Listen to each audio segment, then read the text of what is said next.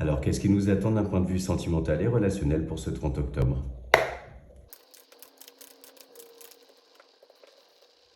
Bon, ben, j'ai envie de dire génial, hein. On voit que les influences de la pleine lune nous aident à nous libérer.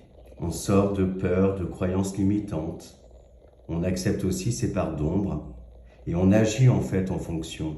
J'ai cette sensation-là d'une avancée, d'action entreprise, cette décision d'aller de l'avant, de prendre les rênes de sa vie, de ne pas s'enfermer justement dans le mental ou dans des croyances limitantes. C'est comme si là, après une petite période de réflexion, il y a eu des déclics. Et ces déclics nous amènent là justement à nous libérer aussi, pourquoi pas, de situations toxiques, de se libérer de personnes qui peuvent nous enfermer, nous contrôler également. Il est question de reprendre aussi confiance en soi. Là, pour aujourd'hui, le relationnel vous concerne vous également.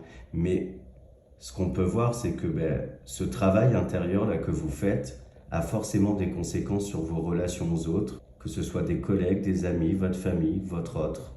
Parce que du coup, vous allez vers des chemins plus éclairés, ce qui a forcément des conséquences sur votre vie de manière générale. C'est comme si en fait on chassait toutes les parts d'ombre ou qu'on les accepte avec sagesse, une certaine forme de résilience aussi. On apprend à apprivoiser justement ses propres parts d'ombre. Moi je ressens un apaisement intérieur aussi. Il peut y avoir chez certains et certaines une relation là qui vient réveiller en vous certaines blessures, certaines peurs. Mais on voit que vous prenez le temps de analyser et accepter ces peurs.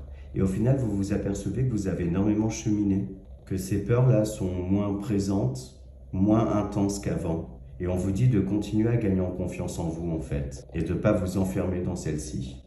Donc voilà pour le sentimental et le relationnel. On va aller maintenant chercher des petits conseils de nos guides.